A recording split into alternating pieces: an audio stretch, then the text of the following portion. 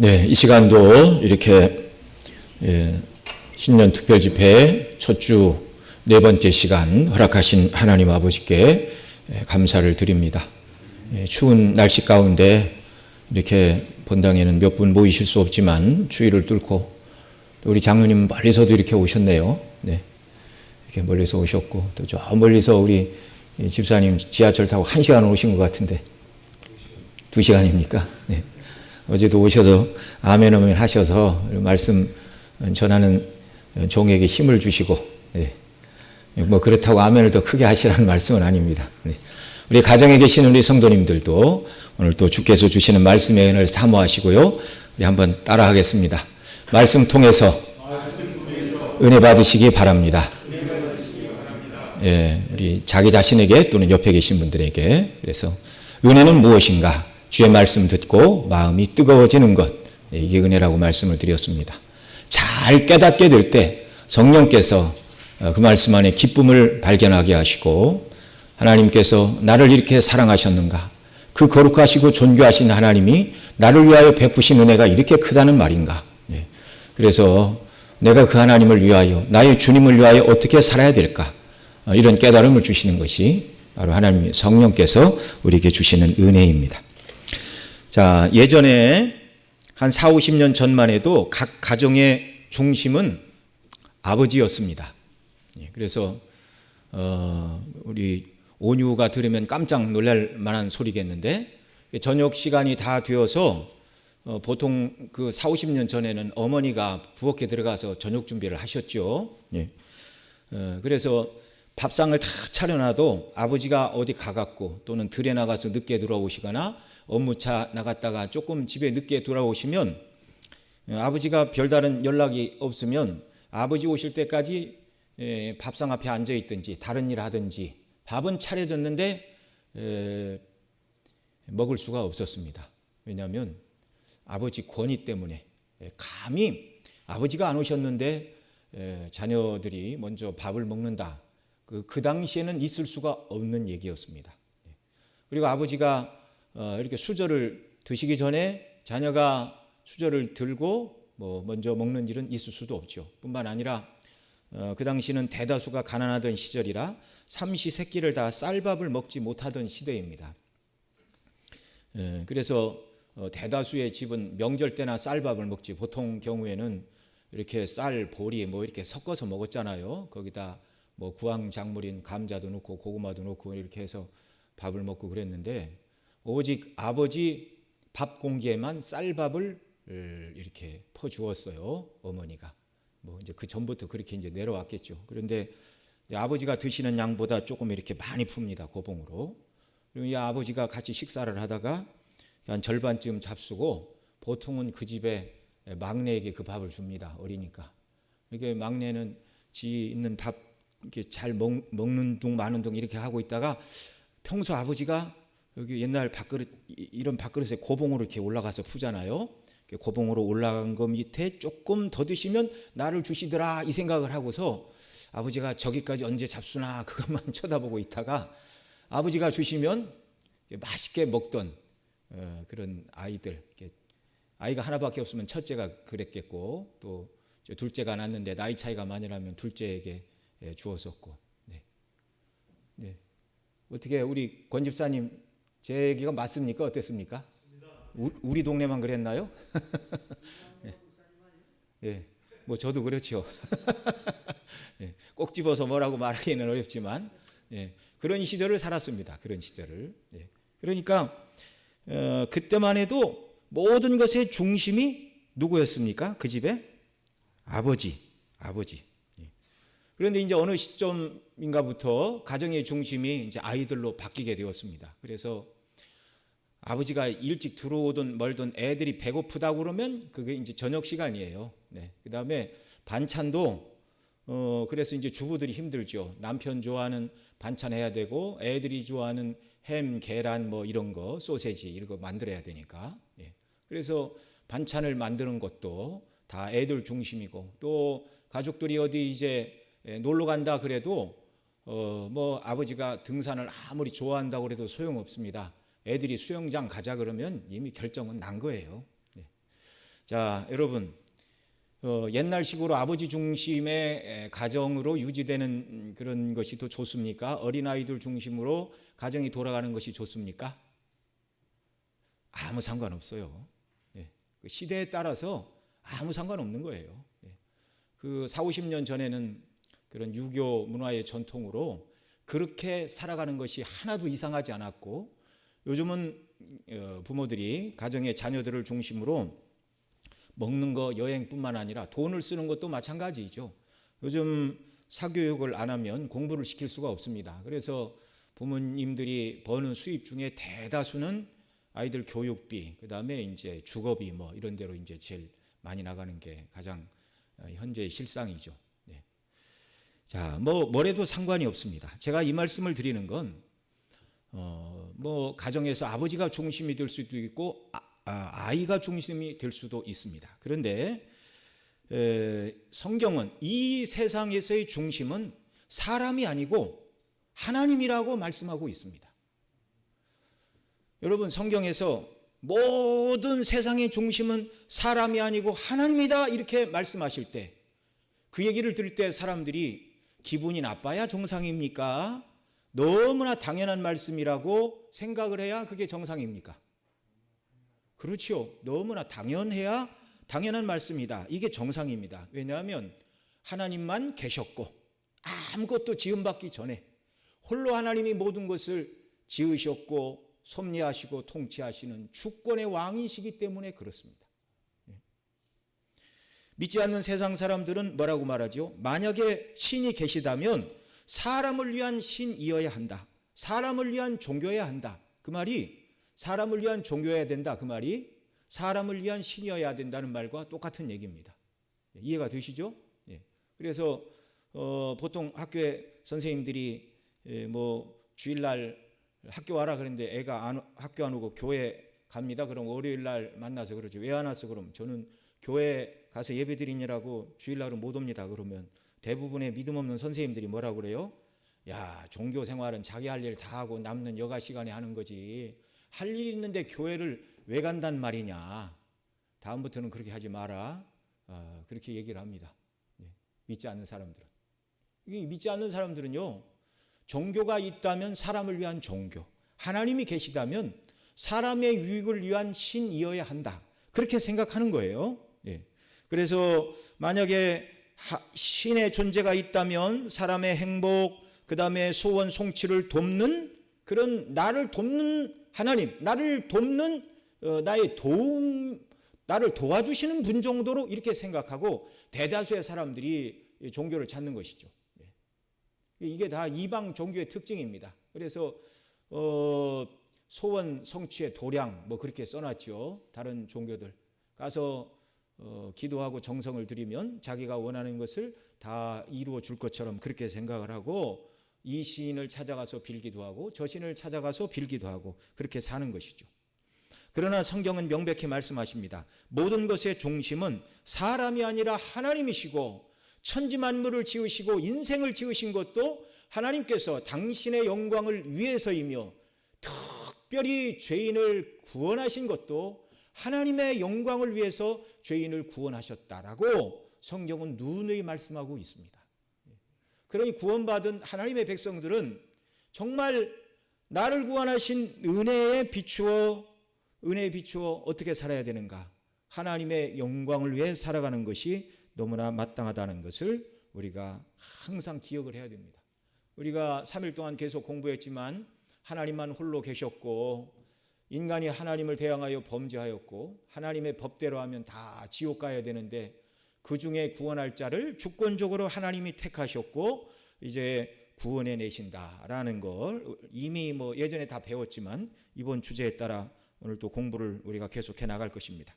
우리는 주권의 하나님께서 인간의 자유의지를 침해하지 않으시면서 동시에 아무런 조건도 없이 구원하실 자들, 무슨 조건이 있어서 조건이 우리한테 하나님 우리를 택하시고 구원하셔야 될 만한 어떤 조건이 있어서 우리를 택하신 게 아니라 그 말이죠. 맨 앞으로 올려주세요. 지금 맨 앞에 하고 있습니다. 1페이지. 어떤 우리에게 조건이 있어서 선택하신 것이 아니다라는 것을 우리가 살펴보고 있습니다. 그래서 하나님의 선택에 대해서 지난 시간 다 살펴보지 못한 내용들을 알아보고 그 선택을 유효하게 하는, 그 선택하신 백성들을 구원하심에 있어서 완벽하고도 조금도 부족함이 없는 그 구원의 길, 바로 그리스도의 십자가의 죽으심에 대해서 오늘 이 시간은 우리가 함께 생각해 보도록 하겠습니다. 자, 여러분 가지고 계신 유인물 또 다 다운로드 하실 수 있도록 파일로 보내드렸고, 지금 교회 유튜브 보시는 분들은 이제 화면에도 나가고 있습니다. 자, 하나님의 구원의 작정과 목적 맨 1페이지 봐주시기 바랍니다. 자, 주권의 하나님 거기 다 했어요. 올려주세요. 네, 자 거기 첫 번째 하나님의 구원의 작정과 목적. 네, 됐습니다. 자, 하나님의 구원의 작정과 목적. 이 살펴본 부분이라 그냥 제목만 쭉쭉 읽고 넘어가겠습니다. 하나님이 우리를 구원하시려고 작정하셨는데 그 목적은 무엇인가? 첫 번째, 우리 큰 목소리로 같이 읽겠습니다. 시작. 하나님의 선택은 언제 이루어졌는가? 자, 언제 이루어졌죠? 창세전에, 영원전에 그리스도 안에서 하나님이 우리를 택하여 주셨습니다. 그래서 디모데후서 1장 9절 그 밑에 보면 영원한 때 전부터, 그 다음 이제 이 영원전의 선택은 우리로 하여금 무엇을 주신다고요? 흔들리지 않는 확신을 주십니다. 2번. 자, 이 영원전의 선택은 우리로 하여금 흔들리지 않는 확신을 주십니다. 그래서 로마서 8장 33절 같이 읽습니다. 시작. 누가 능히 하나님께서 택하신 자들을 고발하리요 의롭다 하시는 이는 하나님이시니라고 말합니다. 그래서 때로 우리가 죄 가운데 연약해질 때가 있습니다. 그러니까 이 하나님이 작정하신 것을 반드시 이루신다는 것을 잘 믿음이 연약할 때는 내가 이렇게 죄를 지으면 구원이 취소되는 게 아닌가 이런 생각이 언뜻 들어오죠. 믿음이 연약한 사람들, 어린아이들. 그러나 염려하지 마시기 바랍니다. 인간의 연약함에도 불구하고 하나님의 택한 백성은 구원이 떨어지는 법이 없다는 사실입니다. 그 다음 세 번째, 이 선택의 원인은 무엇이었습니까? 디모데후서 1장 9절 같이 읽습니다. 시작. 오직 자기 뜻과 우리에게 주신 은혜대로, 하나님의 기뻐하시는 뜻과 그 은혜에 따라 우리를 선택하셨습니다. 다른 이유가 있다고요? 없다고요? 없다고요. 계속 살펴봤지만 저나 여러분이 예수님 믿고 구원받았는데 구원받을 만한 우리 편에 어떤 이유가 하나도 없다 그 말입니다. 그 다음 네 번째 같이 읽습니다. 시작. 이 선택은 경건한 삶을 위한 기초가 됩니다. 골로새 3장 12절. 그러므로 너희는 하나님이 택하시고 거룩하시고 사랑받는 자처럼, 그 다음 어떻게 하라고요? 긍휼과 자비와 겸손과 온유하고 오래 참음으로 옷 입고, 또 에베소 1장 4절 같이 읽습니다. 시작. 창세전에 그리스도 안에서 우리를 택하사 우리로 사랑 안에서 그 앞에 거룩하고 흠이 없게 하시려고. 우리를 택하신 목적은 그 사랑 안에서 우리가 거함으로 그 앞에 거룩하고 흠이 없는 사람들, 이런 사람들을 만드시기 위함이다 말씀해 주셨습니다. 그 다음 다섯 번째 같이 읽습니다. 시작. 이에 하나님이 선택은 예지 예정이 아니요 무조건적이다. 그래서 로마서 9장 11절 밑줄 친 데부터 같이 읽습니다. 그 자식들이 아직 나지도 아니하고 무슨 선이나 악을 행하지 아니한 때에 택하심을 따라되는 하나님의 뜻이 행위로 말미암지 않고 오직 부르시는 이에게로 말미암아 서게 하려 하사. 사도 바울은 분명히 말합니다. 하나님의 뜻이 행위로 말미암지 않고 아직 어떤 아이들이 태어나지도 않았고 선이나 악을 행하기도 전에 하나님이 지으셨다 그 말이에요. 행위로 말미암지 않고 무조건적이라는 말입니다.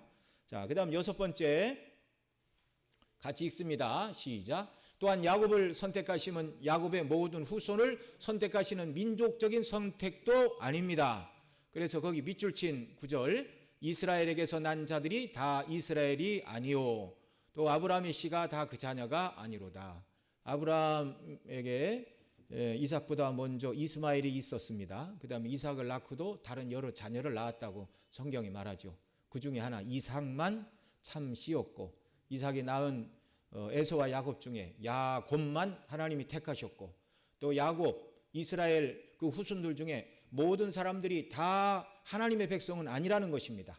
야곱의 12지파, 후손의 12지파가 나왔는데 그 중에서도 누구만 구원을 받는다고요? 하나님의 택한 백성들만. 그 다음에 이제 이 하나님의 선택은 그리스도 안에서 이방인들에게까지 이제 퍼져 나가는 것이죠. 그래서 유대인뿐만 아니라 이방인 가운데서도 택한 백성인 저와 여러분이 복음을 듣고 예수님을 믿게 된 것이죠. 그 다음 7번째 같이 읽습니다. 하나님의 선택과 구원은 죄인이 원해서도 아니고 죄인이 다른 박질 했기 때문도 아니다. 자, 여기 죄인이 원해서도 아니다 그 말은 소원하니까 선택해 주신 것도 아니라는 말이고, 다른 박질했기 때문이다 그 말은 하나님의 선택을 받으려고 어떤 행위를 했기 때문에 구원을 받은 것도 아니다. 그래서 그 밑줄 친 구절 같이 읽습니다. 그런즉 원하는 자로 말미암음도 아니요 다른 박질하는 자로 말미암음도 아니요 오직 긍휼히 여기시는 하나님으로 말미암음이니라. 긍휼히 여기시는 하나님께서 죄인을 선택하시고 구원해 주신다는 말씀입니다.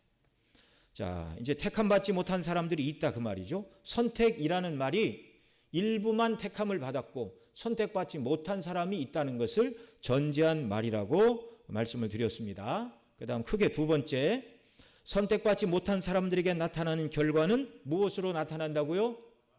완악함. 그렇습니다. 다른 말로 강팍함. 그래서 그 밑줄 친 구절 보시면 하고자 하시는 자를 긍휼히 여기시고 하고자 하시는 자를 강팍해 하시느니라 이렇게 말합니다.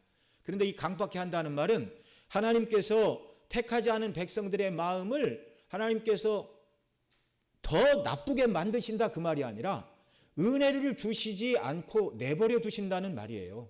그러면 사람은 스스로 강팍해지고 스스로 악을 행하고 계속해서 하나님을 대적하는 그런 역사가 있게 되는 것이죠. 그래서 3번 같이 읽습니다. 그래서 선택받은 자는 구원을 받고 나머지는 완악해집니다. 은혜를 받지 못한 죄인의 심령은 더 악을 행할 뿐인 것입니다.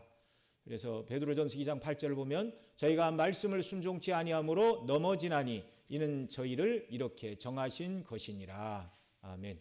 택함 받은 사람만 말씀에 순종하고 택함 받지 못한 자들은 절대로 마음에 순종할 수 없다 그 말이죠. 그 다음 네 번째, 그럼에도 하나님은 이 완악하고 강팍한 진노의 그릇에 대하여 오래 참으십니다.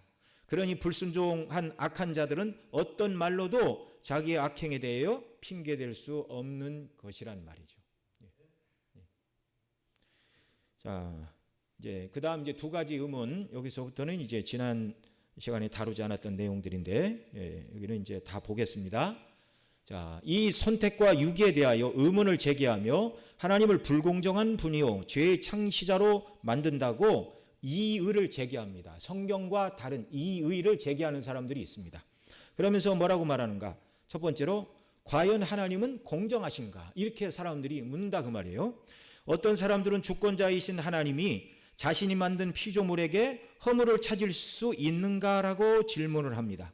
이에 대하여 사도 바울은 로마서 9장 8절에 분명히 대답하죠. 같이 읽습니다. 시작. 하나님께서 하고자 하시는 자를 긍휼히 여기시고 하고자 하시는 자를 완악하게 하시느니라. 자, 사도 바울은 인간의 본성을 잘 이해했는데 하나님께서 하고자 하시는 자를 긍휼히 여기시고 또 하고자 하시는 자를 완악하게 하신다. 내버려 둔다 그 말이라고 말씀을 드렸죠. 이 말을 듣고 누구는 택하지 않아서 진노의 그릇이 되었다는 것을 좋게 생각하지 않는 사람들이 이제 19절처럼 말할 것이라는 것을 사도 바울이 알고 이렇게 말하는 사람이 있다 그렇게 말합니다. 19절 같이 읽습니다. 혹 내가 내게 말하기를 그러면 하나님이 어찌하여 험을 하느냐 누가 그 뜻을 대적하느냐 하리니. 자, 이 말은 하나님께서 긍휼을 베풀어 주시지 않아서 완악하게 행하게 하신 자들이 죄를 짓는 것은 하나님의 뜻을 따라서 죄를 짓는 것이다 그 말이죠. 그러니 어찌 그들의 완악함과 죄에 대하여 하나님께서 허물하실 수 있느냐. 그 죄에 대하여 허물하시는 것은 공정한 것이 아니라고 이의를 제기하는 자들이 있을 것을 지금 내다보고 이렇게 말하는 것이죠. 자, 이 질문에 대하여 사도 바울은 뭐라고 대답합니까? 로마서 9장 20절 21절 같이 읽습니다. 시작. 이 사람아 내가 네게 감히 하나님을 힐문하느뇨 지음을 받은 물건이 지은 자에게 어찌 나를 이같이 만들었느냐 말하겠느뇨 토기장이가 징흑 한 덩이로 하나는 귀 있을 그릇을 하나는 천 있을 그릇을 만들 권이 없겠느냐. 아멘. 사도의 대답은 피조물은 창조주에게 말대꾸할 권한이 없다고 딱 못을 받고 있습니다. 네. 지음받은 피조물이 창조주 하나님을 향하여 추궁할 권리는 더더욱 없는 것이죠. 창조주 하나님은 그 목적에 따라 이렇게도 저렇게도 작정하실 수 있는 권한이 오직 하나님에게만 있습니다. 왜요? 하나님이 주권자, 창조주. 만약에 하나님께서 우주 만물을 창조할 때 그 옆에 우리가 있어서 성경이 말하는 대로 누가 하나님께 모사가 되어 지혜를 빌려드렸습니까? 만약에 우리가 창조하실 때 하나님 그렇게 하는 것보다는 이렇게 하는 게 훨씬 창조하는데 더 낫겠는데요?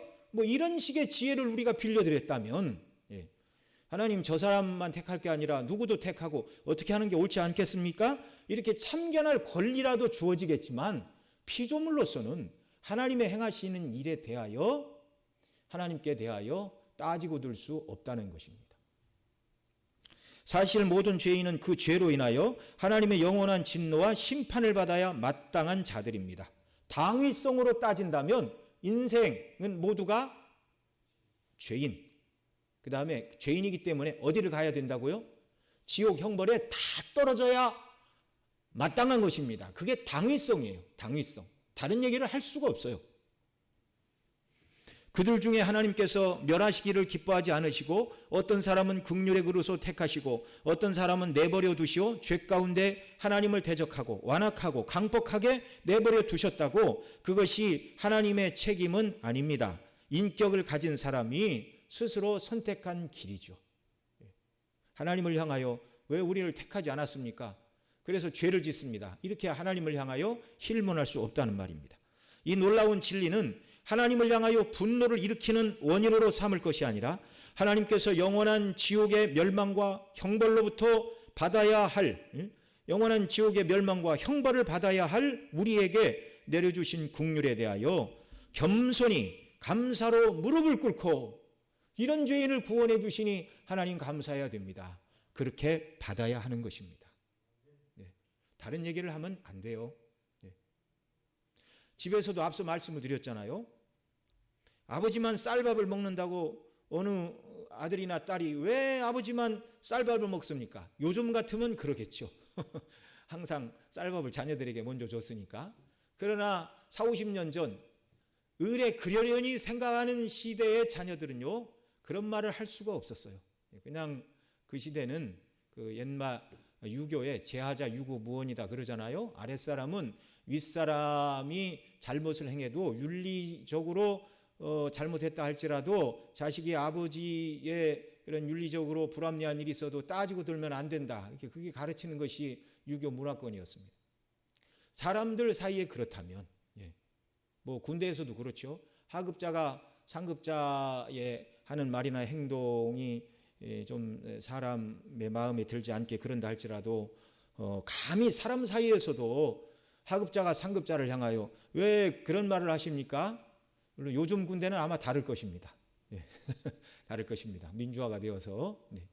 사람 사이에도 그렇다면 어찌 죄인이 하나님을 향하여 자기 의지로 죄를 지어놓고 왜 하나님은 나를 구원하지 않으십니까? 이렇게 말할 수 없다 그 말이에요.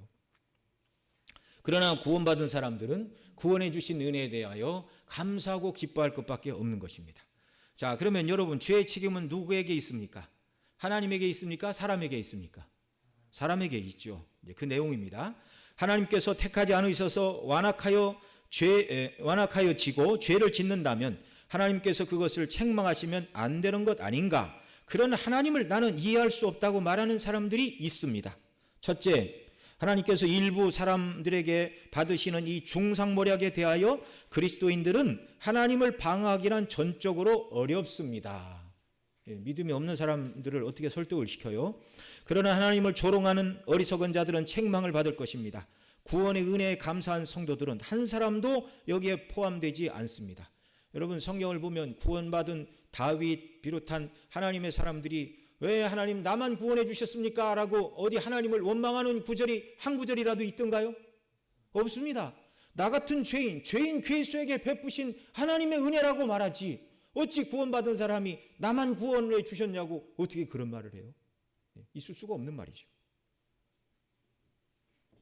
하나님은 그렇게 조롱하는 자들을 내버려 두시지 않으십니다. 성경에서 하나님은 거룩한 분이시며 죄의 창시자도 아니시고 누구를 죄를 짓도록 하시는 분은 더더욱 아니시라고 말씀합니다. 야고보 1장 13절로 17절 같이 읽습니다. 시작. 사람이 시험을 받을 때 내가 하나님께 시험을 받는다 하지 말지니 하나님은 악에게 시험을 받지도 아니하시고 친히 아무도 시험하지 아니하시느니라. 오직 각 사람이 시험을 받는 것은 자기 욕심에 끌려 미혹됨이니 욕심이 잉태한즉 죄를 낳고 죄가 장성한즉 사망을 낳느니라. 내 사랑하는 아들 형제들아 속지 말라. 각양 좋은 은사와 온전한 선물이 다 위로부터 빛들의 아버지께로서 내려오나니 그는 변함도 없으시고 회전하는 그림자도 없으시니라. 아멘.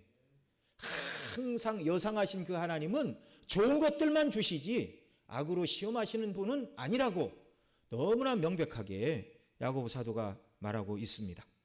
두 번째 문제는 죄의 책임이 하나님께 있다고 주장하는 이의가 실제로는 어떤 문제도 해결하지 못합니다. 하나님은 죄를 해결하실 수 있지만 그렇게 하지 않으신 것이죠. 그 모습을 보고 개혁주의 신앙을 따르지 않는 사람들은 모든 죄에 대한 책임을 하나님께 떠넘깁니다. 그렇다 해도 하나님은 인생에게 그 문제에 대하여 대답할 필요가 있으시다고요? 없으시다고요? 없으시다고요. 하나님은 완전하십니다. 부정함이 없으십니다. 죄인이 하나님을 대적하는 것은 그들이 악하기 때문입니다. 길이 참으시는 하나님은 결국 그들을 멸하실 것입니다. 그리스도의 심판대 앞에서는 어떤 죄인도 자기 죄에 대하여 하나님 때문에 죄를 지었다고 하나님을 핑계하지 못하고 자기 죄를 짓고 스스로 자기가 고한다 그 말이죠. 짓고 하고 거룩하신 하나님을 거스른 죄에 대하여 나는 영원히 하나님의 진노를 지옥에서 받아 마땅한 죄인이라고 고백하게 될 것입니다.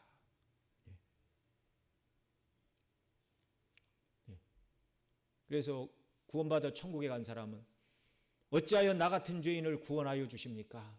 오직 하나님의 은혜입니다. 그렇게 말하게 되는 것이고요. 조나단 에드워드 목사님이 설교하시며 하신 말씀이에요.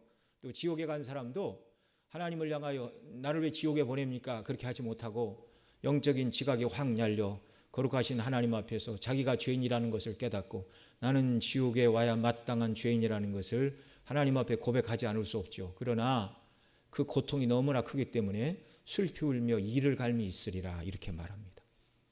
슬피 울며 이를 영원토록 갈게 되는 그 저주로부터 저와 여러분은 구원받았습니다. 영원전에 하나님이 택하셨고 예수님이 우리를 위하여 구속을 이루셨고 성령께서 이 복음으로 우리로 하여금 믿게 하시고 하나님의 자녀가 되게 하신 궁극적으로 가장 큰 복을 받은 사람들입니다.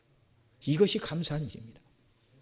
자, 마지막에 있는 그 말씀 같이 보겠습니다. 이 사람아, 내가 누구에게 감히 하나님께 힐문하느냐. 더 할 말이 없는 거예요.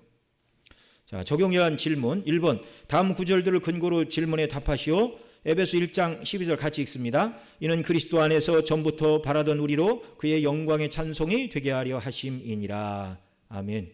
그러니까 우리를 구원하신 이유가 영광의 찬송이 되게 하려 합니다. 그 말이죠. 예.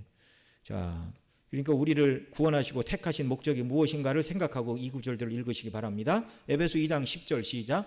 우리는 그의 만드신 바라 그리스도 예수 안에서 선한 일을 위하여 지으심을 받은 자니 이 일은 하나님이 전에 예비하사 우리로 그 가운데서 행하게 하려 하심이니라. 아멘.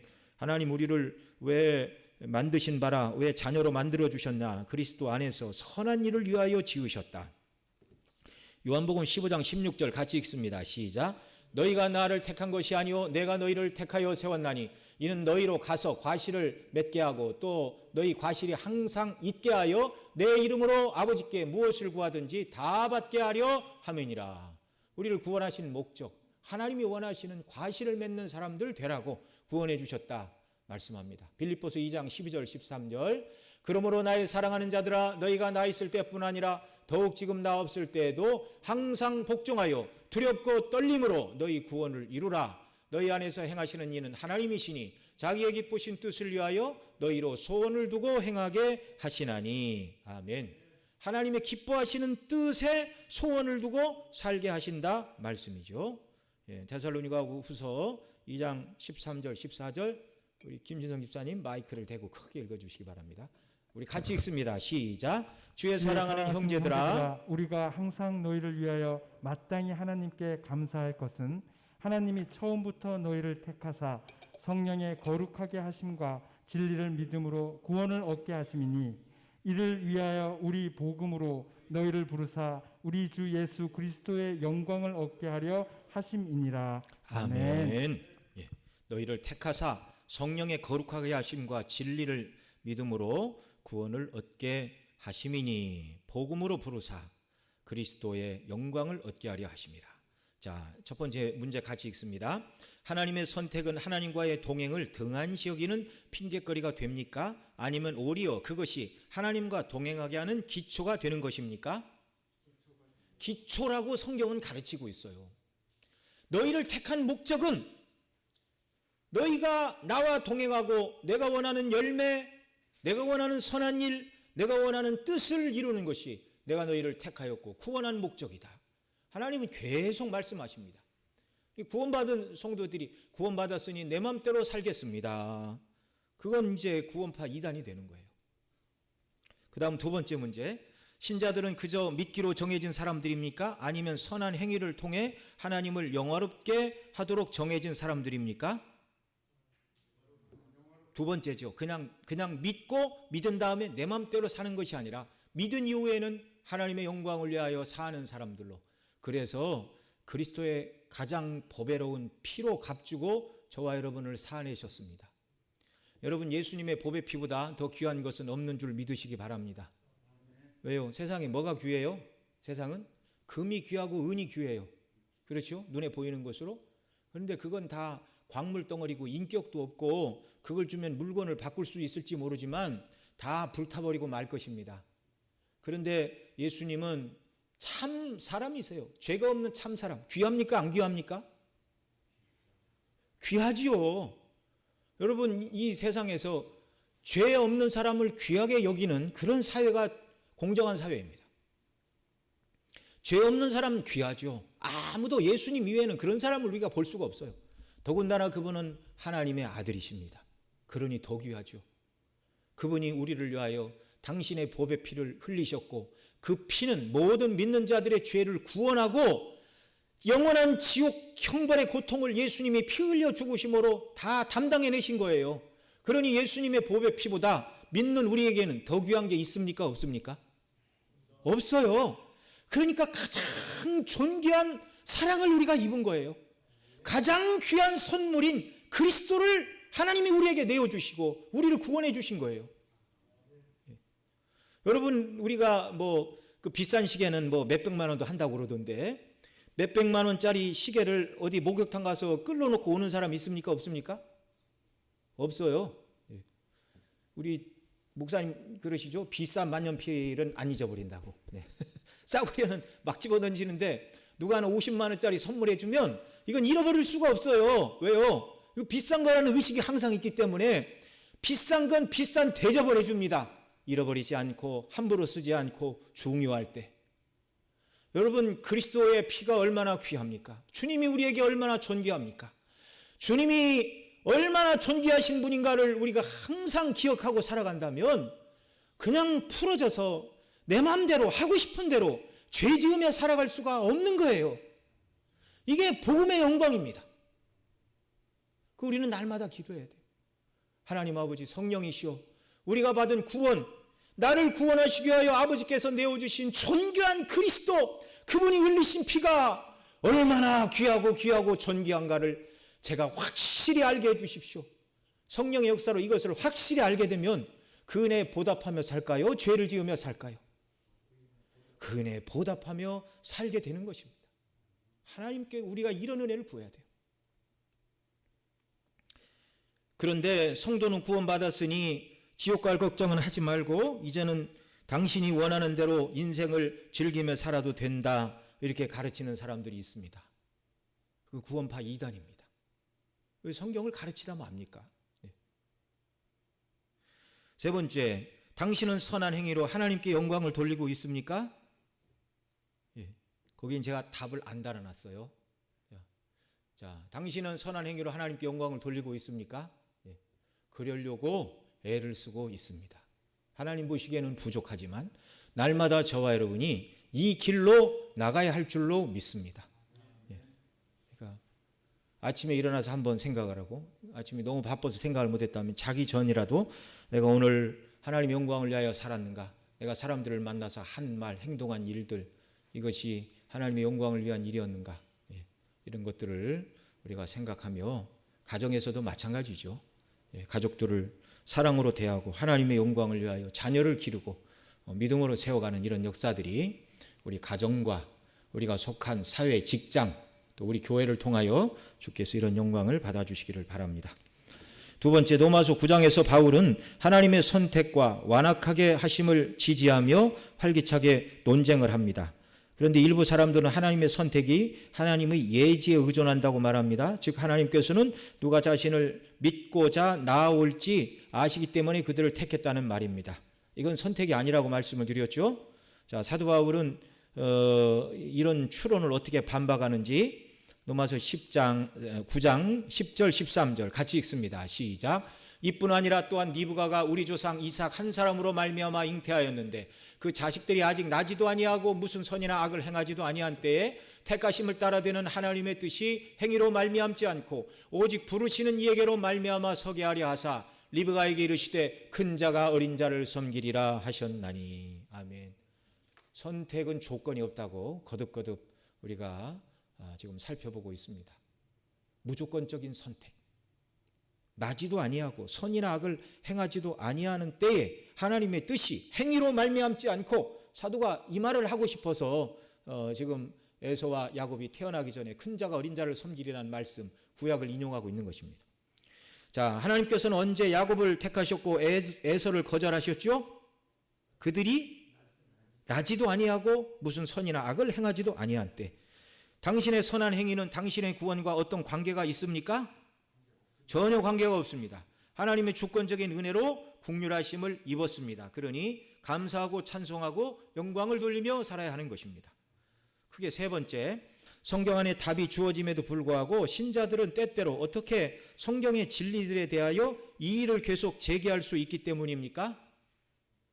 그렇게 상상하기 때문입니다. 하나님의 거룩하신 뜻대로 살지 못하는 것이, 첫째는 무지해서 그렇다 말씀을 드렸고요. 둘째는 배운다 할지라도 어떻게 하기 때문에요? 거부하기 때문에. 거부해서는 안 됩니다. 그 다음에 하나님의 뜻이 그렇다 말했는데 또 다른 상상의 날개를 펴면 됩니까? 안 됩니까? 그러면 안 돼요. 성경이 가는 데까지 딱 가고 성경이 있으면 딱 멈춰야 됩니다. 모든 생각이든 삶이든. 그 다음, 진지한 것은 우리입니까? 전지한 것은 우리입니까? 하나님이십니까? 하나님이시죠. 하나님. 하나님의 주권에 대한 궁극적인 비밀들을 하나님은 아시지만 우리는 압니까? 모릅니까? 모릅니다. 그러나 나중에 천국에 가면 이 모든 선택과 이 모든 비밀들에 대해서 하나님께서 우리가 명확히 알도록 명확히 알도록 천국에 가서 우리가 하나님께 여쭈어봐야 되겠죠. 그러면 그 모든 의문이 다 해소가 될까요? 안 될까요? 해소가 될 뿐만 아니라 하나님은 옳으십니다. 하나님은 거룩하십니다. 하나님은 너무나 사랑이십니다. 그렇게 고백하게 될 것입니다. 자, 그 다음 마지막, 하나님께 힐문하는 우리는 누구지요? 피조물입니다. 지음받은 피조물입니다. 우리는 하나님께서 천지를 창조하실 때 지혜를 빌려드리지도 않았고요. 사람에게 어떤 권리와 지분이 있어서 전능하신 창조의 하나님을 향하여 이렇게 하셔야 하고 저렇게 하는 것이 옳지 않은 일이라고 누가 감히 하나님께 코치할 자가 있습니까? 없어요. 하나님은 사람들 중에 의로운 욥이 고난 가운데서 자기 고난의 이유를 궁금해하고 하나님께서 대답해 주시기를 원할 때에도 하나님은 그 이유를 일일이 다 말씀해 주셨어요? 안 해 주셨어요? 안 해 주셨어요. 그 이유를 말씀해 주시지 않고 너는 장부답게 허리를 묶고 대답해봐라. 내가 하늘을 펼 때 너 어디 있었느냐? 내가 땅을 만들 때, 기초를 세울 때 너 어디 있었느냐? 바다를 짓고 물고기를 만들 때 너 뭐 하였느냐? 하나님은 그렇게 물으십니다. 할 말이 없어요. 그런 문제들에 대하여, 하나님의 주권에 관한 문제들에 대하여 하나님께 따지고 둘 수가 없는 것입니다. 여러분, 군대에서도 사단장이 작전 이렇게 딱 주의를 하고 명령을 내렸는데 이등병이 가갖고 사단장님 명령은 잘 받았는데 제 생각은 그거보다는 이게 낫겠습니까? 그렇게 말할 수 있습니까? 없습니까? 말할 수 없어요. 사람 사회에서도. 여러분, 예전에 1차 세계대전 또는 그 전에 일어났던 전쟁들 이렇게 영화를 보면 숫자 싸움이었습니다. 전쟁이. 대장이 돌격 앞으로 그러면 옛날 영화 보셨는지 모르겠는데 낮은 포복 합니까? 안 합니까? 못 보셨나 봐요? 돌격 앞으로 그러면 낮은 포복해서 가요? 어떻게 가요? 그냥 서서 가요. 이렇게 들고. 가요, 이렇게. 활 날라오면 활 맞고 총 날라오면 푹 쓰러지고, 그럼 뒤에도 계속 누가 쓰러지면 깃발고 그냥 가요. 예. 오늘 이 시대의 전쟁의 개념으로 생각을 하면 그렇게 무모한 싸움을 어떻게 했는가. 예. 근데 당시 그 병사들 중에서도 왜 그러는가. 납작 엎드려서 이렇게 가든가, 적이 오면 피하고, 지형지물을 통해서 은폐, 엄폐, 군사용어 다 나오네요. 이렇게 해서 효과적으로 싸워야지 이런 생각을 하는 사람들이 있다 할지라도 감히 그런 말을 못해요. 그 다음에 이제 전쟁을 계속하면서 그렇게 하면 안 되겠구나. 소위 말해서 그렇게 싸우다 죽는 건 정말 쓸데없는 목숨의 낭비구나. 이걸 알고 이제 그렇게 싸우지 않기 사람들이 시작을 했죠. 근데 돌격 앞으로 그러면 이렇게 하고 걸어갔어요. 이렇게 하고. 죽는 줄 뻔히 알고. 그런데 명령이 무서워서 만약에 뒤로 돌이키면 적군보다 상관에 의하여 먼저 죽임을 당합니다. 사람 사이에도 이럴진데 어찌 피조물이 하나님을 향하여 하나님을 힐문하고 하나님의 행사가 마땅치 못합니다. 잘못되었습니다. 누가 감히 그런 말을 할 수 있습니까? 그런 말을 할 수가 없는 거예요. 하나님이 얼마나 거룩하시고 어미로우시고 인간이 그 앞에 얼마나 죄인인가를 모르니까 아무 소리나 하는 겁니다. 모르니까. 우리는 피조물이요 하나님은 우리를 지으신 창조주이십니다. 우리는 다만 창조주 하나님의 구원을 인하여 기뻐하고 감사하고 지혜가 부족하여 이 땅에서 하나님의 섭리의 이유를 다 이해할 수 없어도 우리는 주신 은혜를 감사하고 하나님의 주권적인 뜻에 순응을 해야 됩니다. 하나님 나라 가면 우리가 이 땅에서 궁금해하던 모든 것을 알게 하여 주실 것이지만 그때에는 더욱 하나님은 오르시며 거룩하시고 사랑에 충만한 분이라고 찬미하며 영광을 돌리고 노래하게 될 것입니다. 그 다음 제5장 그리스도의 죽으심. 우리 아까 17절로 19절 읽었고요. 이제 뒤에 가면 한 번 더 읽으니까 내용으로 바로 들어갑니다.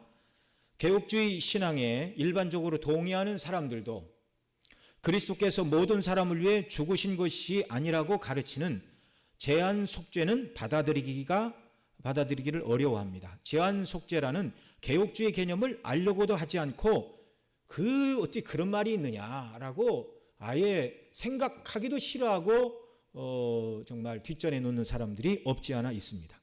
그러면 우리는 믿는 사람들 중에서 다수의 사람들이 싫어하는 말이니 하지 않는 것이 기독교 정신인 사랑에 부합하는 행동입니까? 그렇습니까? 그렇지 않습니까? 그렇지 않습니다. 그렇지 않습니다. 어떤 사람은 기독교 정신은 사랑이다 이렇게 말하면서 누가 비진리를 말해도 사랑으로 용납해야 된다 그렇게 말하는데 그 말이 옳습니까? 틀린 말입니까? 틀린 말이에요. 진리 안에서 사랑하는 거예요. 비진리까지 하나님이 사랑을 하신 적 없어요. 자, 그리스도에는 모든 신학과 생각과 행동의 근거가 오직 성경이고 전체 성경이어야 하는데 개혁주의가 바로 성경을 바르게 해석한 것이기에 사도 바울의 가르침을 따라서, 초대 교부의 가르침을 따라서, 어거스틴의 그런 신학을 따라서, 그 다음에 위클리프와 얀 후수, 그리고 루터와 칼빈, 쯔빙글리로 이어지는 이 개혁파 이 전통이 성경을 바르게 해석하는 것이기 때문에 우리는 이것을 붙들고 추구하는 것입니다. 그것이 우리에게 성경을 주신 하나님의 뜻이죠. 자, 첫 번째, 십자가가 보장하는 것. 우리는 그리스도께서 왜 죽으셨는지를 알게 될 때 누구를 위해 죽으셨는지를 알게 됩니다. 왜 죽으셨는지를 알게 될 때 누구를 위해 죽으셨는지를 알게 됩니다.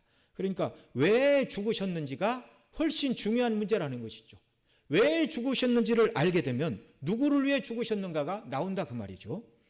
자, 첫 번째 같이 읽습니다. 시작. 그리스도의 십자가는 죄인들을 위해 정확하게 무엇을 하는가?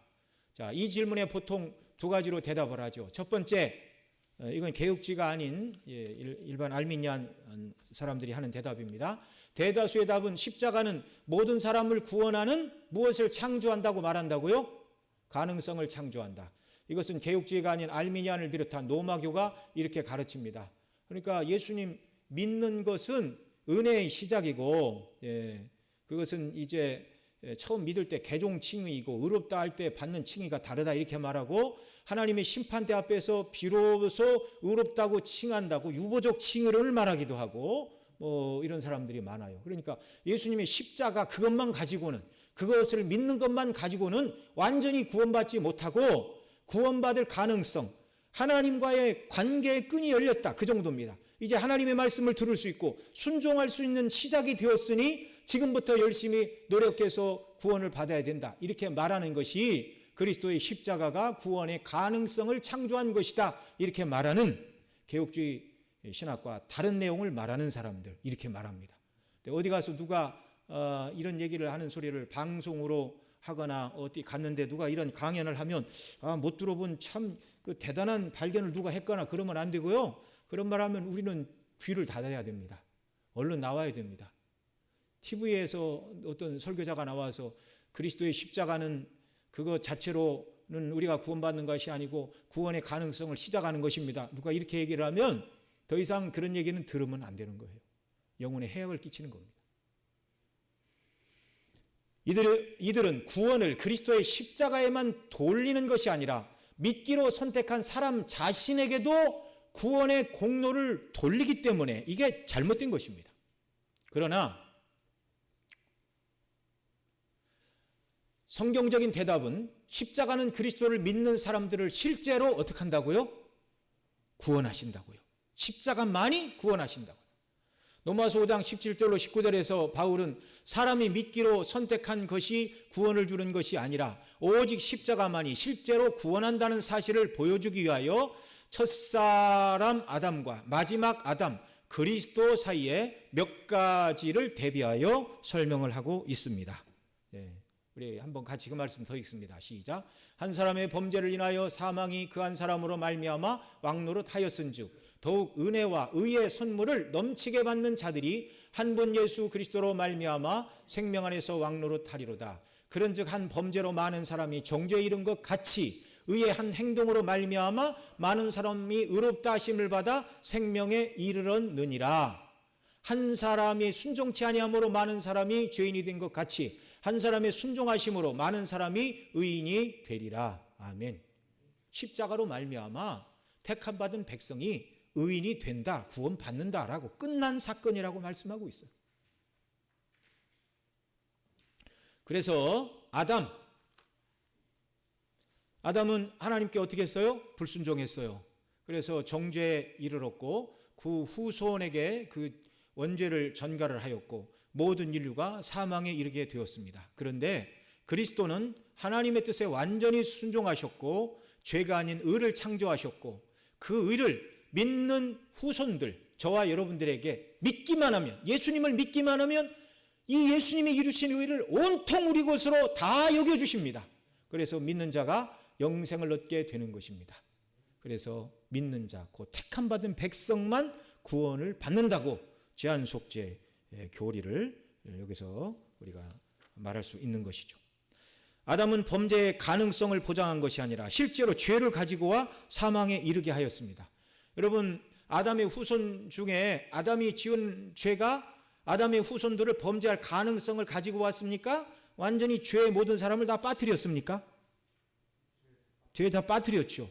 그러니까 만약에 아담이 지은 죄가 사람들이 죄를 지을 수 있도록 가능성을 가져왔고 그리스도의 십자가가 사람들이 구원 얻을 수 있는 가능성을 가지고 왔다, 이렇게 말하려면 아담의 후손 중에 범죄할 가능성을 이기고 죄를 하나도 범하지 않고 하나님의 뜻대로 완전히 의를 행하고 구원받은 사람이 있어야 된다는 그 말이에요.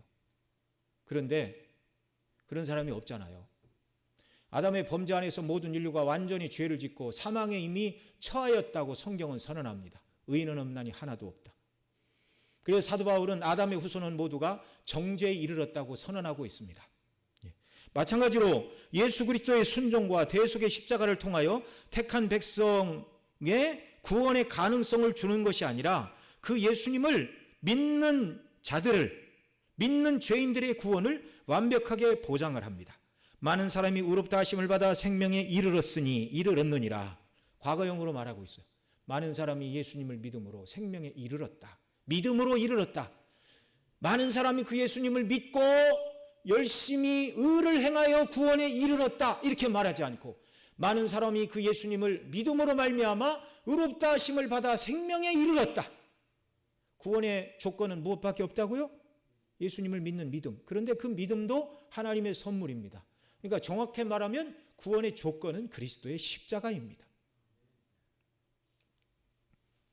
십자가는 구원의 가능성이 아니라 구원의 보장입니다. 이걸 히브리서 13장 12절에서는 또 이렇게 말씀하세요. 같이 읽습니다. 그러므로 예수도 자기 피로써 백성을 거룩하게 하려고 성문 밖에서 고난을 받으셨느니라. 아멘. 자, 그다음 두 번째, 제한 속죄에 대한 오해. 우리가 살펴보겠습니다. 제한 속죄. 이 말은 택한 백성을 위해서만 죽으셨다, 그 말씀이죠. 하나님이 오직 택한 백성을 위해서만 죽으셨다. 자, 이 제한 속죄가 그리스도의 십자가의 고난을 제한하는 것이 아니라 그리스도의 십자가의 죽으심이 모든 사람들에게 구원의 가능성을 제공한다고 주장하는 것이 십자가의 구원을 제한하는 것입니다. 조금 설명이 필요할까요? 보겠습니다. 완전한 구원을 주시는 십자가를 말할 때 구원할 수도 있고 구원 못할 수도 있는 것으로 만드는 거예요. 어떻게 말하면요, 아까 말했던 십자가는 구원의 가능성을 준다 그러면 가능성만 주었잖아요. 그러니까 어떤 그 가능성으로 말하면 어떤 사람은 구원할 수도 있고 어떤 사람은 구원할 수도 없다, 그 얘기 아닙니까? 왜냐하면 실제로 믿지 않으면 구원의 가능성이 상실되기에 예수님의 십자가의 죽으심이 효력이 있을 수도 있고 없을 수도 있다, 그 말입니다. 그런데 그리스도의 십자가는 반드시 효력을 나타냅니까? 효력을 못 나타내는 때도 있습니까? 반드시 나타내는데 그 효력은 누구한테만 나타난다고요? 구원 택함 받은 백성들에게만. 어거스틴 때 이단으로 정죄를 받은 펠라기우스는 원죄도 부인하고 자기가 선한 것을 선택하고 행할 능력도 있고 그렇게 해서 하나님 앞에 의롭다 하심을 얻어서 구원을 받아야 한다고 완전한 행위를 통한 자력 구원을 말하였다면 그 완전한 이단입니다. 그리스도의 십자가는 구원의 가능성을 보장한다고 말하는 자들은 세미 펠라기안, 절반의 펠라기안, 은혜, 하나님 주시는 은혜 플러스 나의 공로가 있어야 된다, 그 얘기죠. 그래서 절반이라 말하는 것입니다. 이들은 예수님의 십자가를 하나님과의 관계 개선 정도로 말하고 그 후에 자기의 삶을 통해 의롭게 되어야 한다고 말합니다. 이것은 그리스도의 십자가의 능력을 부인하는 것이죠. 그리스도의 죽으심 안에서 우리 죄를 완전하게 심판하신 하나님의 구원의 행사를 믿지 않는 것입니다. 그러니까 그리스도의 십자가가 뭔가 부족한 것으로 만들었어요. 무엇을 하기에 부족한 것으로요? 우리의 죄를 완전히 용서하기에 부족한 것으로 그리스도의 십자가를 만들었습니다. 하나님께서 당신의 아들을 내어주시고 존귀하신 그 피로 우리의 모든 죄를 씻으시고 자녀로 받으신다고 말씀해 주셨는데도 불구하고 완전하고 거룩하고 존귀하고 단 한 번의 제사로 모든 죄의 문제를 해결하신 하나님의 아들 그리스도의 피를 멸시하는 것입니다. 이걸 믿지 않는 것. 그럼 무슨 다른 길이 인간에게 있습니까? 이것은 그리스도의 십자가의 능력을 부인하는 것입니다. 그리스도의 죽으심 안에서 우리의 죄를 완전하게 심판하신 하나님의 구원의 행사를 믿지 않는다는 말이에요. 만일 예수님의 십자가를 통하여 하나님께 나가는 예수님의 십자가가 하나님께 나가는 통로 정도이고 그 후에 내가 율법의 요구를 이루어 의를 성취해야 된다고 말한다면 그 의의 성취의 기준을 누가 정합니까? 누가 정합니까?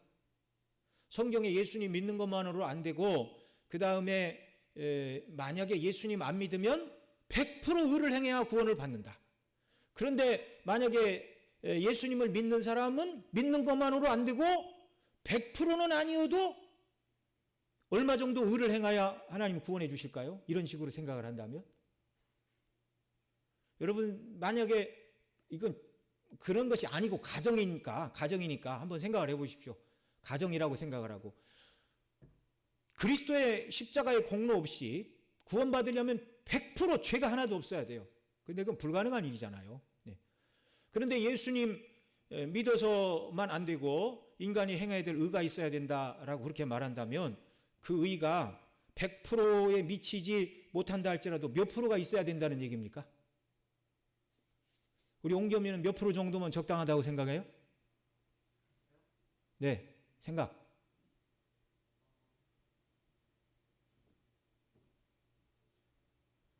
뭐가 그렇게 어려워? 빨리 대답해. 만약에 이건 가정이야. 이렇게 말하는 사람들, 예수님 믿는 것만으로는 구원이 안 되고 예수님도 믿고 의를 행해야 된다고 말할 때 그 의가 100%를 다 행할 수가 없다면 몇 프로까지 의를 행하는 사람이 예수님도 믿고 몇 프로의 의를 행해야 구원을 받을 수 있냐 그 말이에요. 30%? 네, 60점 이하는 낙제인데 30%입니까? 좋습니다. 그러면 우리 옹겸이가 성경을 열심히 찾아갖고 하나님께서 예수님 믿은 다음에 구원받으려면 30%의 의만 행하면 된다라는 구절을 찾고 와야 돼요. 성경에 그런 구절이 하나라도 있습니까? 없습니까? 없어요. 전혀 없어요. 전혀 없어요. 그리스도가 아니라면 다 지키지 않으면 아무런 의미가 없습니다. 성취의 그 기준을 누가 정해요? 사람 누가 정해요? 그렇게 말하는 사람들한테 묻고 싶어요.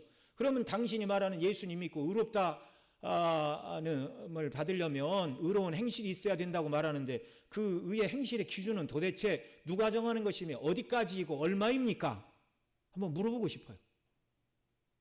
그 문제에 대해서 누가 대답해 줄 수 있습니까? 교황이요? 교황도 대답 못해요. 하나님의 율법의 기준은 모든 율법을 항상 생각과 말과 행동에 있어서 완전히 지켜야 의롭다고 선언하십니다. 이게 하나님의 기준이에요. 이 기준을 충족시킬 수 있는 사람이 누가 있습니까? 안 됩니다. 그래서 예수님을 보내주신 거예요. 그 다음 세 번째, 그리스도의 죽으심은 자기 백성의 구속을 위한 것인데요. 그리스도께서는 자기 백성을 자신의 소유로 구속하시기 위하여 죗값을 치르시고 사내시기 위하여 죽으셨습니다. 갈라디아서 3장 13절 같이 읽습니다. 시작.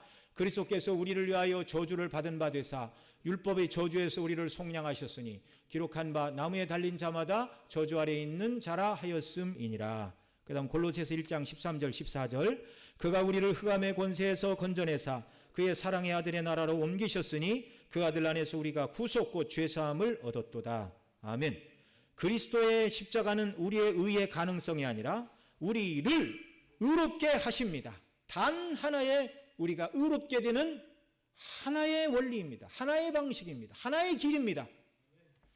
화목의 가능성이 아니라 완전한 화목을 이루셨습니다. 속죄의 가능성이 아니라 속죄함을 이루셨습니다. 죄속함을 통하여 죄책과 오염에서 우리를 정결케 하십니다. 또한 죄로 단절된 하나님과의 교제를 회복시켜 주셨습니다. 로마서 5장 10절 시작. 곧 우리가 원수 되었을 때에 그 아들의 죽으심으로 말미암아 하나님으로 더불어 화목되었은즉 화목된 자로서는 더욱 그의 살으심을 인하여 구원을 얻을 것이니라. 아멘. 자, 그러면 제한 속죄란 무엇인가? 십자가가 보장하는 것을 통하여 속죄의 본질을 살펴보았습니다. 십자가는 완전히 그것을 믿는 자를 의롭게 하시는 것이다. 의의 가능성이 아니고 구원의 가능성이 아니고 완전히 의롭다 하시고 완전히 구원하신다. 이게 십자가의 구원의 본질이란 말이죠. 그리스도의 죽으심이 그를 믿는 자들의 구원을 실제로 보장한다면, 그리고 모든 사람이 예수님을 믿고 구원을 받는 것이 아니라면 그리스도는 모든 사람을 위하여 죽은 것이라고요? 모든 사람을 위하여 죽은 것이 아니라고요? 모든 사람을 위하여 죽은 것이 아니라고요. 왜냐하면 그리스도의 십자가는 그의 후손들에게 완전한 속죄를 이루었고 구원을 준다고 선언하기 때문에 구원받지 못한 사람은 그 백성이 아니라는 얘기입니다. 예수님은 요한복음 10장 10절 이하에 이렇게 말합니다. 같이 읽습니다. 10절 시작. 나는 선한 목자라. 선한 목자는 양들을 위하여 목숨을 버리거니와 나는 선한 목자라. 내가 내 양을 알고 양도 나를 아는 것이. 아멘. 자, 내가 내 양을 알고, 예수님만이 하나님이 택하셔서 예수님께서 주신 양떼가 누군지를 누구만 아신다고요? 예수님만 아십니다. 아버지께서 내게 주신 자들을 하나도 잃어버리지 않고 다 구원하는 것이 예수님의 목적이라고 그렇게 말씀해 주셨어요. 양도 나를 아는 것이, 그리스도의 양, 참 양떼들은 주님의 음성을 듣습니다. 그래서 26절에 가면 너희가 내 양이 아니므로 믿지 아니하는도다. 내 양은 내 음성을 들으며 나는 저희를 알며 저희는 나를 따르느니라. 여러분, 이 말씀이, 내 양은 내 음성을 들으며, 이 말씀이 그 당시 지금 유대인들을 향하여 하시는 말씀인데 그들을 향하여만 주시는 말씀입니까? 오늘 우리에게도 주시는 말씀입니까? 우리에게 주시는 말씀이죠. 근데 예수님은 내 음성을 들으며 그러셨는데, 여러분 기도하다가 예수님 음성을 들으신 적이 있습니까? 그 말이 아니죠. 기도하다 음성을 듣거나 꿈속에 음성을 들렸다, 그 말이 아니라 오늘날 예수님의 음성을 듣는 것은 하나님의 말씀을 통해서 하나님의 음성을 듣는 것입니다. 주님의 음성을 듣는 것입니다. 복음의 말씀을 성령께서 깨닫게 하실 때 구원의 진리를 깨닫고 주님의 교훈을 즐겨 듣고 순종하는 사람이 오늘날도 주님의 음성을 듣고 순종하는 사람입니다. 예수님은 십자가의 죽으심으로 자기 양들의 영생을 보장해 주셨습니다. 나는 나의 양을 위하여 목숨을 버리노라. 이렇게 예수님 말씀하셨는데, 예수님의 양떼는 한 사람도 영생을 받지 못하는 사람이 없다는 말이고, 예수님의 양떼가 아니라면 한 사람도 영생을 받을 수가 없다는 말입니다. 너희는 내 양이 아니므로 믿지 않는다. 그렇게 말씀해 주셨죠. 너희는 내 양이 아니므로 내 음성을 듣지 않는다. 그리고 28절, 그 위에 있는 28절 한 번 더 읽습니다. 내가 저희에게 영생을 주노니 영원히 어떻게 하지 않을 터이요 멸망치 아니할 터이요 또 저희를 내 손에서 빼앗을 자가 없느니라. 하나님께서 택한 백성 중에 예수님이 하나라도 구원하지 못하거나 잃어버렸거나 또는 원수가 빼앗아 가서 잃어버린 양떼가 있다고요? 없다고요? 없습니다. 하나도 없습니다. 이 말씀들을 통하여 예수님의 죽으심은 모든 사람을 위한 것이 아님이 아주 명백해지는 것이죠. 자, 이것을 히브리 9장 15절 우리 소리내서 같이 한번 크게 읽습니다. 시작. 이를 인하여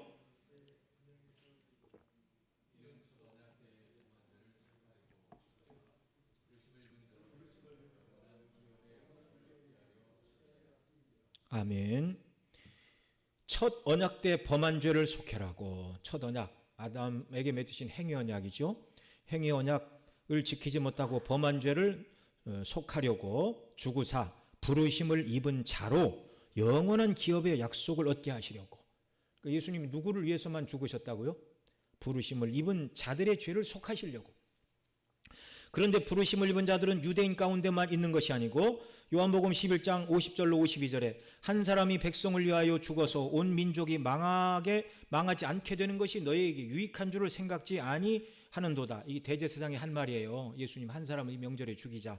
그런데 요한이 그 말을 해석을 합니다. 이 말은 스스로 말함이 아니요 그의 대제사장이므로 예수께서 그 민족을 위하시고, 이 그 민족은 누굽니까? 유대인들, 또 그 민족만 위할 뿐 아니라 흩어진 하나님의 자녀를 모아, 그 이방 가운데 흩어진 하나님의 백성들을 말합니다. 그들을 모아, 그 택한 백성들도 하나로 모아 하나가 되게 하기 위하여 죽으실 것을 미리 말씀함이러라. 성령의 감동 가운데 요한 사도는 대제사장이 했던 그 말, 한 사람이 백성을 위하여 온 민족이 망하지 않게 되는 것이 마땅하다. 유대인뿐만 아니라 이방인 가운데 있는 하나님의 택한 백성들의 구원을 위하여 우리 주님이 죽으셨다는 것이죠. 자, 세 번째, 세상은 전 인류를 의미하는가? 성경은 예수님이 세상 죄를 위해 죽으셨다고 말합니다. 요한일서 2장 2절 같이 읽습니다. 시작. 그는 우리 죄를 위한 화목제물이니 우리만 위할 뿐 아니요 온 세상의 죄를 위하심이니라. 아멘. 그래서 보편 구원론, 유니버셜리즘을 주장하는 사람들은 이런 구절을 가지고 여기 봐라, 온 세상의 죄를 위하여 예수님이 화목제물로 죽었다고 말씀하시지 않느냐, 그렇게 말한다 그 말이에요. 그러면 성경 전체에서 봤을 때 이 온 세상이란 말이 정말 보편 구원론자들이 말하는 것처럼 모든 사람을 말하는 것인가? 그렇지 않다 그 말이죠. 여기 온 세상, 헬라어로 코스모스는 무엇인가? 신약 성경에서 세상으로 번역된 단어는 7가지의 용례가 있습니다. 첫 번째, 세상으로서 어떤 세상이 있어요? 전체로서의 우주. 사도행전 17장 24절 같이 읽습니다. 시작. 우주와 그 가운데 계신 만유를 지으신 신께서는 천지의 주제시니 손으로 지은 전에 계시지 아니하시고, 우주와 그 가운데 있는 만유를 지으신 신께서, 여러분 예수님이 우주 천체, 달과 별과 뭐 이런 것들을 위해서 죽으셨습니까? 아니에요. 그 다음 두 번째, 온 세상이라 말할 때는 우리가 살고 있는 지구를 말하는데 같이 읽습니다. 시작. 유월절 전에 예수께서 자기가 세상을 떠나 아버지께로 돌아가실 때가 이른 줄 아시고 세상에 있는 자기 사람들을 사랑하시되 끝까지 사랑하시니라. 이 땅에 남아있는 사람들, 여기서 말할 때 세상은, 여러분 역시 예수님이 이 땅 지구를 위해 죽으셨습니까? 아니에요. 그 다음 사상 체계를 세상이라고 말하는데 요한복음 12장 31절 같이 읽습니다. 시작. 이제 이 세상의 심판이 이르렀으니 이 세상 임금이 쫓겨나리라. 이 세상의 심판, 세상의 잘못된 체계, 그리스도를 거역하는 세상 체계, 역시 이것을 위해서 주님이 죽으신 것도 아닙니다. 다음 네 번째, 전 인류를 세상이라고 말하는데요. 로마서 3장 19절 우리 소리내서 같이 읽습니다. 시작.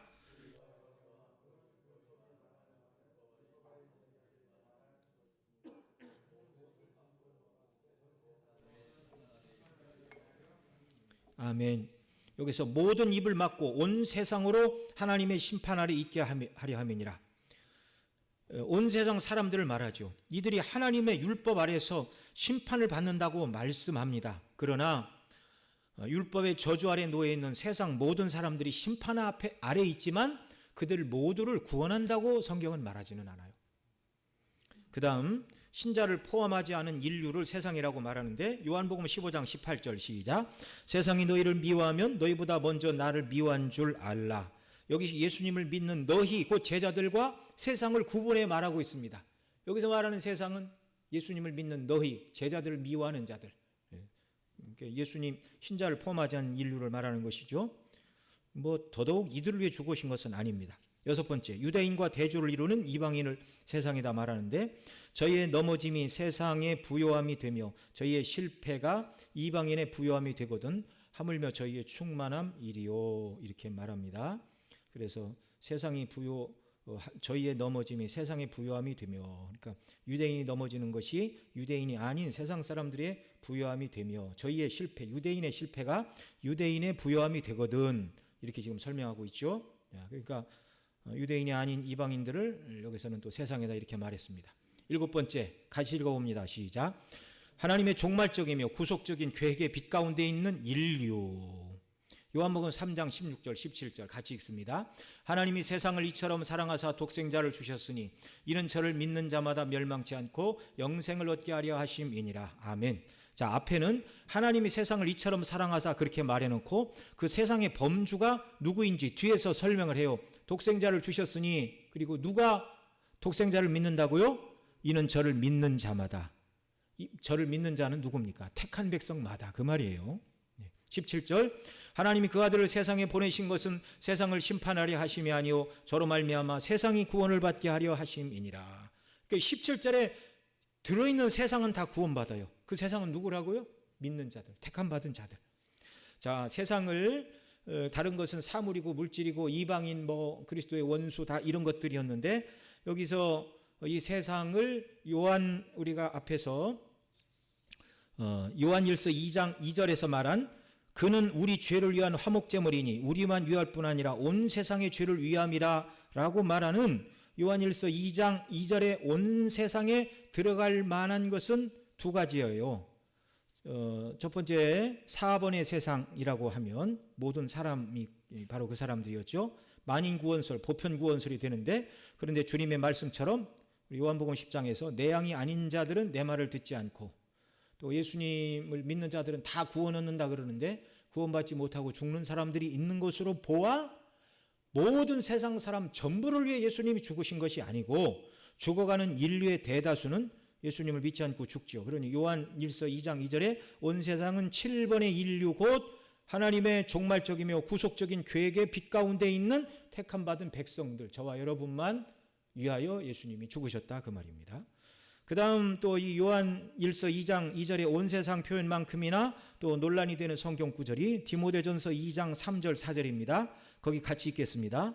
이것이 우리 구주 하나님 앞에 선하고 받으실 만한 것이니 하나님은 모든 사람이 구원을 받으며 진리를 아는 데 이르기를 원하시느니라.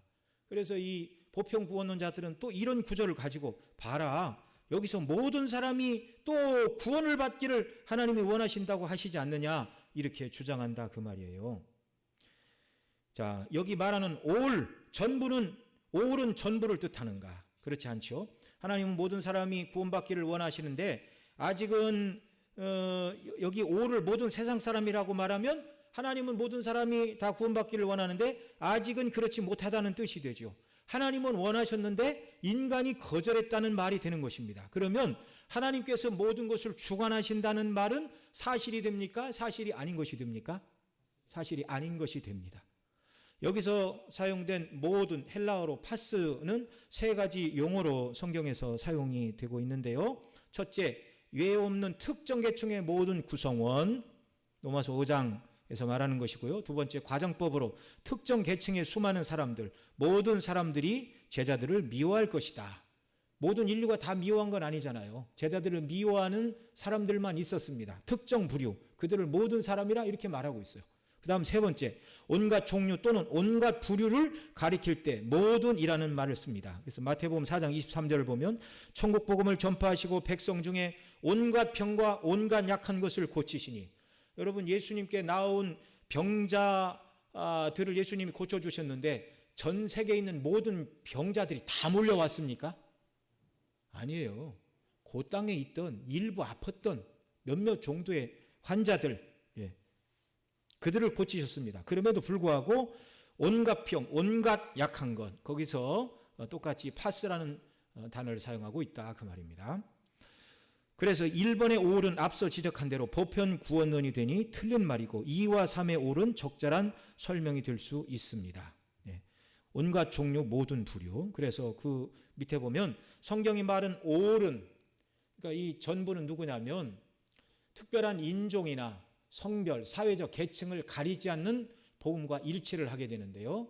요한계시록에 보면 하나님께서 택한 백성들을 구원하셨는데 계시록에 보면 하나님을 찬송하는 자들이 모든 나라와 방언과 인종 가운데서 어느 누구를 구별하지 않으시고 모든 나라와 민족과 백성과 방언 가운데서 구원 얻은 자들이 어린 양의 노래를 하나님 앞에 찬미로 영광을 돌린다. 그렇게 말하고 있습니다. 그래서 그리스도 안에서는 유대인이나 헬라인이나 백인, 흑인, 종이나 자유자나 남성이나 여성이나 왕이나 농민이나 그 어떤 구별도 없습니다. 갈라디아서 3장 27절로 29절 같이 읽습니다. 시작. 누구든지 그리스도와 함께 세례를 받는 자는 그리스도로 옷 입었느니라. 너희는 유대인이나 헬라인이나 종이나 자유자나 남자나 여자가 없이 다 그리스도 예수 안에서 하나이니라. 너희가 그리스도께 속한 자면 곧 아브라함의 자손이요 약속대로 이업을 얻을 자니라. 아멘. 예수님 믿는 모든 사람을 구원해 내신다는 말입니다. 자, 적용이란 질문 1번 같이 읽어주시기 바랍니다. 시작. 죄인을 위해 주님이 십자가에서 이루신 일을 바라보는 두 개의 관점은 무엇이죠? 무엇과 무엇이라고 그랬습니까? 십자가가 구원의 가능성만 지니고 있다. 누가 하는 말이죠? 쉽게 얘기해서 알미니안 그러는데, 예수님 믿는 것만으로는 안 되고 의를 행해야 구원받는다고 말하는 복음의 다른 것을 섞은 사람들이 이렇게 말합니다. 그러나 예수님의 십자가의 죽으심은 가능성입니까? 실제입니까? 실제, 택함받은 모든 백성들이 구원 얻게 하시는 능력입니다. 다른 게 없어요. 두 번째, 그리스도께서는 누구를 위해 죽으셨어요? 택한 백성, 자기 백성, 믿지 않는 모든 사람 또 믿을 가능성을 주신 것이 아닙니다. 세 번째, 그리스도의 죽으심이 나를 위한 것임을 아는 일이 나의 믿음에 어떤 도움과 유익을 주지요? 나의 구원을 보장하고 주님과 연합되었다는 안정감을 줍니다. 예수님의 죽으심과 십자가를 생각할 때마다 우리는 이런 생각을 항상 가져야 돼요. 성령 하나님, 그리스도의 죽으심으로 나의 구원을 보장해 주심을 감사합니다. 내가 예수님과 함께 십자가에서 죽고 예수님 부활하실 때 함께 나도 부활하였습니다. 이 놀라운 의식을 성령께서 한량없이 부어주십시오. 그래서 이 의식으로 충만한 사람이 하나님을 뭐라고 부르죠? 아바 아버지라고 부릅니다. 아바 아버지, 양자의 영을 받아서. 여러분, 그리스도의 십자가는 하나님의 지혜요 하나님의 능력입니다. 사도 바울은 고린도전서 1장 18절 24절 같이 읽습니다. 시작. 십자가의 도가 멸망하는 자들에게는 미련한 것이요 구원을 얻는 우리에게는 하나님의 능력이라. 오직 부르심을 입은 자들에게는 유대인이나 헬라인이나 그리스도는 하나님의 능력이요 하나님의 지혜니라. 이렇게 말씀하고 있는데요, 하나님은 여러 성품이 있으시나 기본적으로 하나님의 성품을 크게 두 가지만 먼저 얘기해 보라 그러면, 거룩하신 공의 하나님이시고 동시에 긍휼에 풍성하신 사랑의 하나님으로 하나님의 성품을 가장 이 두 가지를 앞에 세울 수 있어요. 그 뒤에도 많습니다.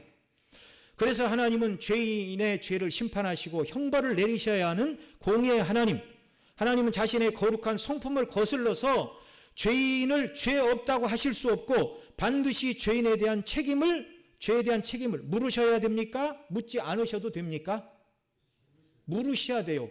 만약에 거룩하시고 공의로우신 하나님이 인간의 죄에 대하여 거룩한 책임을 묻지 않으시면 하나님의 하나님 되심이 부정되는 거예요. 하나님은 하나님 되심과 반대되는 일을 행하실 수 있습니까? 없습니까? 하실 수가 없어요. 그런 일을. 그래, 어떤 사람들은 하나님은 못하실 일도 있습니까? 그러는데 못하실 일이 있죠. 하나님은 거짓말 하실 수 없고요, 약속하신 것을 지키지 않을 수가 없고요, 죄인을 심판하지 않으실 수가 없는 것입니다. 우리의 죄는 그래서 그리스도를 통하여 심판하신 것입니다. 그런데 동시에 하나님은 긍휼에 풍성하신 사랑의 하나님이시죠. 그래서 그중에 택한 백성을 구원하실 방편을 마련하셨습니다. 그것이 바로 그리스도의 십자가를 통한 대속의 은혜입니다. 우리 대신 예수님이 율법의 요구를 다 이루시고 또 우리의 죄를 대신하여 대신 하나님께서 우리에게 내리셔야 될 영원한 형벌을 하나님이 예수님에게 내리셨고 예수님은 다 받아내셨고 끝내셨습니다. 이 십자가가 하나님의 지혜요 하나님의 능력이라고 사도 바울은 말하죠.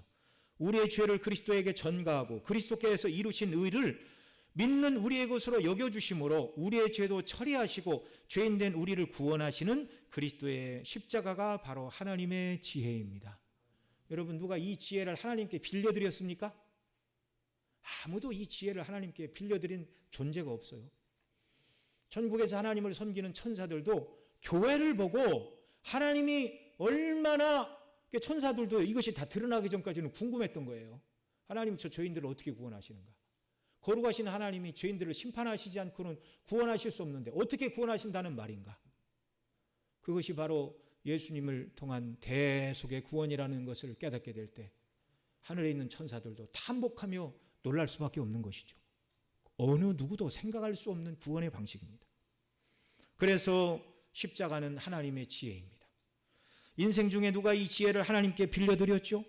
인간이 죄에 빠져 있을 때 하나님의 저주와 진노에 처했을 때 하나님의 거룩은 죄인을 반드시 심판하셔야 하는데 하나님은 사랑이시라서 또한 죄인이 멸망하는 것을 원치 않으시는 분임을 우리가 알고 인간의 죄에 대하여 고뇌하시는 하나님께 우리의 지혜를 빌려드려서 하나님은 거룩하셔서 반드시 죄인을 심판하셔야 하나 그러나 죄인을 사랑하셔서 죄인 중에서 얼마를 구원하기를 기뻐하시면 하나님의 아들을 사람으로 보내셔서 인간을 대신하여 율법을 다 지키고 대신 죄값을 위해 대속의 죽음을 통해 속죄를 이루는 방식으로 우리를 구원할 수 있다. 죄인된 나를 구원할 수 있다고 누가 지혜를 빌려드렸습니까? 그래서 이루어진 구원이 아니라 그 말이죠. 하나님은 예수님 믿는 자들을 성령의 능력으로 구원하시어 영적으로 죽은 자리에서 새 생명을 주셨습니다. 그래서 누구든지 그리스도의 십자가를 믿을 때 죽은 자가 살아나는 하나님의 능력이 되는 것입니다. 죽은 자가 살아나는 능력, 십자가는 능력입니다. 이것은 구원 얻은 성도들에게는 너무나 기쁘고 영광스러운 것입니다. 이것을 깨달은 자들은 왜 내게 이런 은혜를 베풀어 주셨는가라고 감격하고 그 하나님을 기쁘시게 하고 하나님의 뜻에 순종하며 하나님의 목적이 자기 목적에 자기 자신을 드리는 사람들이지 다른 어떤 말도 할 수 없는 것입니다. 우리는 그리스도의 십자가의 죽으심을 통하여 죄사함 받고 하나님의 자녀가 되었습니다. 그러니 감사하고 기뻐해야지 왜 나는 구원하고 누구는 구원하지 않는다고 하십니까? 여러분 이 땅에서는 우리가 누가 하나님이 구원하지 않을 사람이라는 것을 우리가 알아요? 몰라요? 몰라요. 믿지 않고 죽음을 통하여 저 사람은 하나님이 구원하기로 작정한 백성이 아니다는 걸 알 뿐이지. 네. 이 땅에 예수님 믿지 않고 죽어가는 사람들이 있지만 나도 그 중에 한 사람이어야 마땅하지만 내게 은혜를 베풀어 주셔서 앞서 말씀드린 대로 세상의 금과 은과 비교할 수 없는 가장 귀한 것. 그래서 베드로와 요한이 안진뱅이를 향하여 은과 금은 내게 없거니와 내게 있는 곳으로 내게 주노니 곧 나사렛 예수 이름으로 일어나 걸으라 명할 때 그 사람이 일어나 걸었습니다. 금과 은과 비교할 수 없는 가장 귀한 것이 그리스도의 피고 십자가가 가장 큰 능력입니다. 가장 큰 하나님의 사랑입니다. 예수님 내어주셨고 그 예수님 통해 구원해 주셨다면 사실 하나님께서 저와 여러분 모두에게 주실 수 있는 가장 큰 은혜와 복을 다 이미 베풀어 주신 거예요. 그러니 감사할 것밖에 없습니다. 그럼 감사해야지. 이런 은혜를 받아놓고 왜 나는 구원해 주시고 누구는 구원해 주시지 않습니까? 이건요 격에 어울리지 않는 말이에요. 격에 어울리지 않는 말.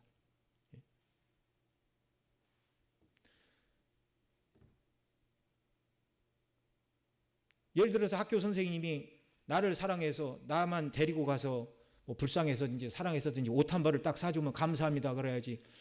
반 애들 다 불러갖고 왜 얘는 안 사주고 얘는 안 사줘요? 그런 소리 하면 그게 되는 거예요? 안 되는 거예요? 안 되는 거예요. 이 말씀을 굳이 한 번 더 드리는 이유는 절대로 우리는 왜 하나님이 누구는 택하시고 누구는 택하시지 않느냐 하나님을 힐문화하는 그런 얘기는 꺼내지도 말고 생각지도 말고 다만 구원해 주신 은혜가 감사하고 우리를 구원하신 이유와 목적을 계속 살펴봤잖아요. 선하시는 일을 위하여 지으셨다. 거룩하고 흠이 없게 하려 하심이니라. 하나님의 은혜의 영광을 찬미하게 하여 우리를 선택했다고 말씀하시는 그것이 이제 우리의 삶이 되도록 우리는 하나님의 은혜를 구해야 됩니다. 성령의 도우심을 구해야 됩니다. 그러니 감사하고 기뻐하고 주의 뜻에 순종하며 하나님을 기쁘시게 하는데 우리 자신을 다 드려 마땅한 자들입니다. 저와 여러분은 현재 이렇게 살고 있습니까? 네, 그렇다면 저와 여러분은 이렇게 살기를 소원하십니까? 아멘. 여기서는 크게 대답해야 됩니다. 아멘. 주여 정말 이렇게 살아가는 은혜를 주옵소서. 우리 시간 통성으로 함께 기도하겠습니다. 하나님 아버지 이런 구원을 베풀어 주시다니요. 죄인이 멸망받아 마땅한데 이런 은혜를 베풀어 주시다니요. 그리스도의 십자가의 은혜로 나를 구원해 주시다니요. 이 은혜를 받았으니 감사하고 기뻐하고 즐거워하고 구원의 목적에 합당한 삶을 살아가도록 말씀을 더 깨닫고 성령의 충만함을 우리에게 부어주시고 우리에게 능력과 권능과 은혜를 더하여 주옵소서. 간절히 하나님 앞에 함께 통성으로 기도하시겠습니다. 사랑하시는 아버지 하나님 고맙고 감사합니다. 오늘도 사랑하시는 성도님들 함께 주의 말씀 듣도록 은혜를 베풀어 주시고 긍휼을 허락해 주시니 감사합니다. 우리가 예수님께 받은 바 이 은혜가